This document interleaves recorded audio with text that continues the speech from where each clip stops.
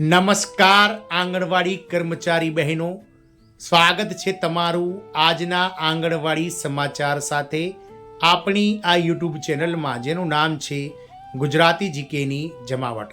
તો વાત કરીશું દેશના આ રાજ્યની કે જ્યાં ગત રોજ એક શાળામાં નિરીક્ષણ દરમિયાન ડીએમ એટલે કે ડિસ્ટ્રિક્ટ મેજિસ્ટ્રેટ કલેક્ટરને અનેક ખામીઓ મળી હતી અને આ ખામીઓના કારણે ડિસ્ટ્રિક્ટ મેજિસ્ટ્રેટ દ્વારા અનેક કર્મચારીઓનો જે છે તે પગાર રોકી દેવાની એક્શન લેવામાં આવી હતી. સાથે જ આંગણવાડી કર્મચારી બહેન અને આશા વર્કર બહેનોને નોકરીમાંથી કાઢી મૂકવાની નોટિસ પણ ફટકારવામાં આવી હતી. તો જાણીશું આજના વિડીયોમાં આપણે કર્મચારી બહેનો વિગતવાર કે કઈ રાજ્ય સરકારમાં કયા જિલ્લામાં ડીએમએ જે છે તે શાળા નિરીક્ષણ દરમિયાન અનેક ખામીઓ સામે આવતા કેવા પ્રકારના એક્શન લીધા છે અને કયા કયા પ્રકારની નોટિસો ફટકારવામાં આવી છે તેને લઈ અને આજના આંગણવાડી સમાચારમાં આપણે વિગતવાર ચર્ચા કરીશું.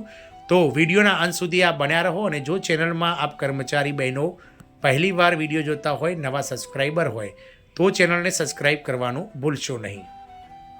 તો દેશની આ રાજ્ય સરકારમાં કહી શકાય કે આ જિલ્લામાં ગત રોજ ડીએમને શાળા નિરીક્ષણમાં અનેક ખામીઓ મળી હતી, જેથી એએનએમનો પગાર 15 દિવસ માટે રોકી રાખવામાં આવ્યો હતો, જ્યારે આંગણવાડી અને આશા વર્કર્સને નોકરીમાંથી કાઢી મૂકવાની નોટિસ પણ ફટકારવામાં આવી હતી. વાત કરીશું ઉત્તર પ્રદેશની કે જ્યાં સીતાપુર જિલ્લામાં જિલ્લા મેજિસ્ટ્રેટ રાજગણપતિ આરે ગત મંગળવારે બિસ્વાન સ્થિત માજી ગવાન નાસિરપુર પ્રાથમિક શાળાનું ઓચિંતું નિરીક્ષણ કર્યું હતું.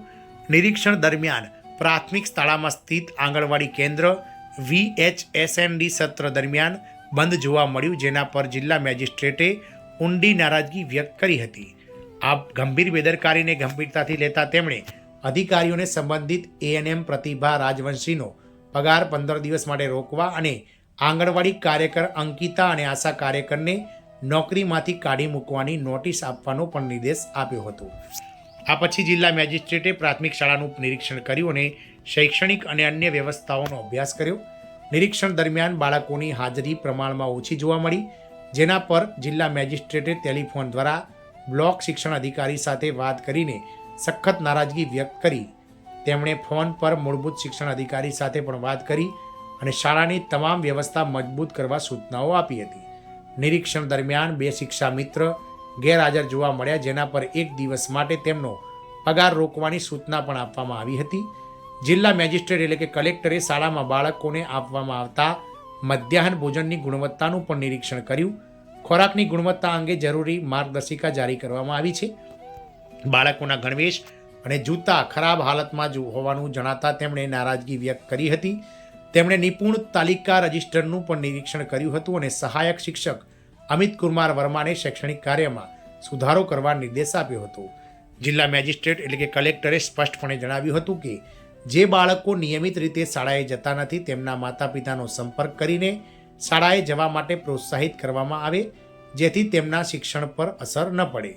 તેમણે તમામ સંબંધિત અધિકારીઓ અને કર્મચારીઓને તેમની જવાબદારીઓ પ્રામાણિકપણે નિભાવવા સૂચના આપી હતી. નિરીક્ષણ દરમિયાન મુખ્ય તબીબી અધિકારી ડૉક્ટર સુરેશકુમાર અને અન્ય સંબંધિત અધિકારીઓ પણ ડીએમ સાથે હાજર રહ્યા હતા. આમ સીતાપુર જિલ્લામાં કહી શકાય કે મેજિસ્ટ્રેટ એટલે કે જિલ્લા કલેક્ટર રાજગણપતિ આરે ગત મંગળવારે બિસ્વાન સ્થિત માજીનગાંવ નાસિરપુર પ્રાથમિક શાળામાં ઓચિંતું નિરીક્ષણ કરતા પ્રાથમિક શાળાના આજે કહી શકાય પરિસરમાં આવેલ આંગણવાડી કેન્દ્ર VHSND સત્ર દરમિયાન બંધ જોવા મળ્યું હતું, જેના કારણે કલેક્ટર દ્વારા જે છે તે એક્શન લેવામાં આવી હતી અને આ ગંભીર બેદરકારીના કારણે તેમણે એએનએમ પ્રતિભા રાજવંશીનો 15 દિવસનો પગાર કાપવાની સાથે જ આંગણવાડી કાર્યકર અંકિતા અને આશા કાર્યકરોને નોકરીમાંથી કાઢી મૂકવાની જે છે તે નોટિસ ફટકારી દીધી છે. જોવાનું એ રહેશે કે હવે જે રીતે એક બાજુ પગાર વધારાની માંગ તીવ્ર બની રહી છે, તે રીતે સરકાર પણ હવે ધીરે ધીરે આ ઉચ્ચ અધિકારીઓ દ્વારા આ કર્મચારીઓની જે છે તે ઓચિંતી મુલાકાતો કરાવી અને તેમના કાર્યની જે છે તે કહી શકાય કે હાલ ભારોભાર જે છે ચર્ચાઓ થઈ રહી છે. જય હિન્દ, અસ્તુ.